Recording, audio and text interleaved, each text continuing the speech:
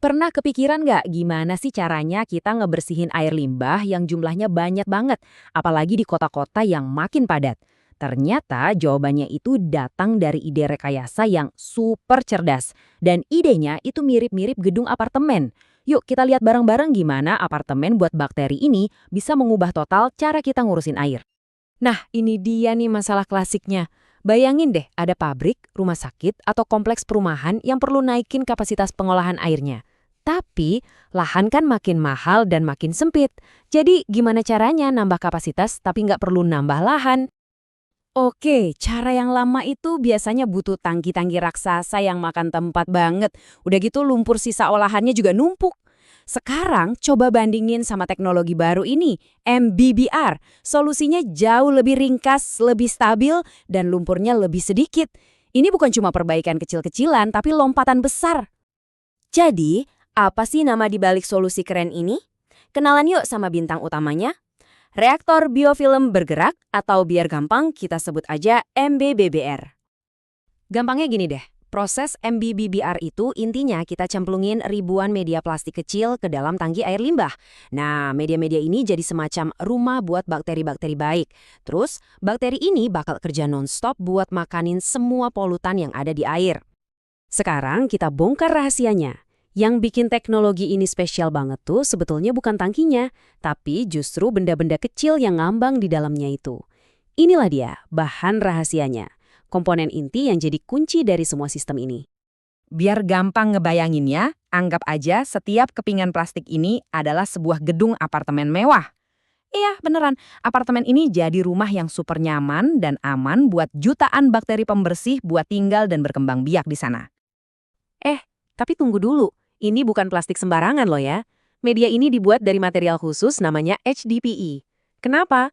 Soalnya dia kuat banget tapi ringan, tahan bahan kimia, dan yang paling penting, sama sekali nggak beracun buat para bakteri. Udah gitu, awetnya minta ampun, bisa lebih dari 15 tahun. Investasi jangka panjang banget kan?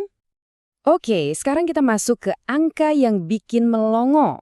Setiap 1 meter kubik media ini, kalau dibentangin, luas permukaannya itu bisa lebih dari 630 meter persegi. Biar kebayang, itu kira-kira seluas 3 kali lapangan tenis. Terus, apa gunanya permukaan seluas itu? Ya jelas, makin banyak kamar di apartemen, makin banyak bakteri yang bisa tinggal. Dan makin banyak bakteri, artinya proses pembersihan airnya jadi jauh lebih cepat dan efisien. Nah, ini dia rahasianya kenapa teknologinya bisa hemat tempat. Desainnya juga pinter banget. Bentuknya yang berongga-rongga itu nggak cuma ngelindungin bakteri dari benturan, tapi juga menciptakan zona kerja yang beda-beda. Jadi bakteri yang tinggal di bagian luar fokus ngurusin polutan organik, sementara bakteri yang di bagian dalam, yang lebih terlindungi, fokus buat ngilangin amonia. Ada pembagian kerja gitu deh. Nah, ini ada satu fakta penting. Tangki reaktornya itu nggak diisi penuh sama media ini loh. Biasanya cuma diisi sekitar 30–65%. Kenapa?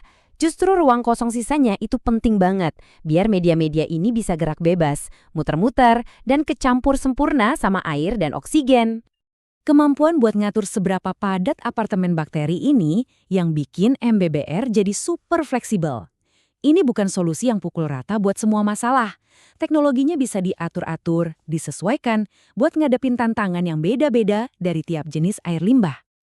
Coba kita lihat contohnya. Kalau buat limbah rumah sakit yang amoniaknya tinggi, kepadatan apartemennya cukup 50%. Beda lagi buat restoran yang limbahnya naik turun drastis, itu butuh sekitar 60%. Malah buat limbah pabrik tekstil yang banyak bahan kimianya, bisa digenjot sampai 65%. Kelihatan kan, tiap masalah punya resepnya sendiri. Oke, kita udah lihat cara kerjanya yang cerdas. Sekarang, mari kita rangkum apa aja sih keuntungan utamanya.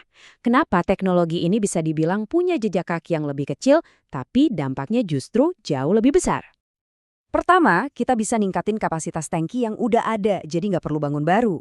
Kedua, sistemnya ini bandel banget, stabil, bahkan kalau tiba-tiba ada lonjakan polusi. Ketiga, lumpur sisa olahannya jauh lebih sedikit, artinya biaya operasionalnya jadi lebih enteng. Dan yang terakhir tentu saja butuh lahan yang jauh lebih kecil. Nah, kutipan ini pas banget buat ngerangkum semuanya. Intinya, teknologi MBBR ini bukan cuma soal canggih atau kuat, tapi soal menemukan keseimbangan yang cerdas antara performa, efisiensi tempat, sama kemudahan buat dioperasikan sehari-hari. Revolusi MBBR ini membuktikan kalau kadang solusi terbesar itu datang dari hal yang paling kecil, cuma dari kepingin plastik yang jadi apartemen bakteri.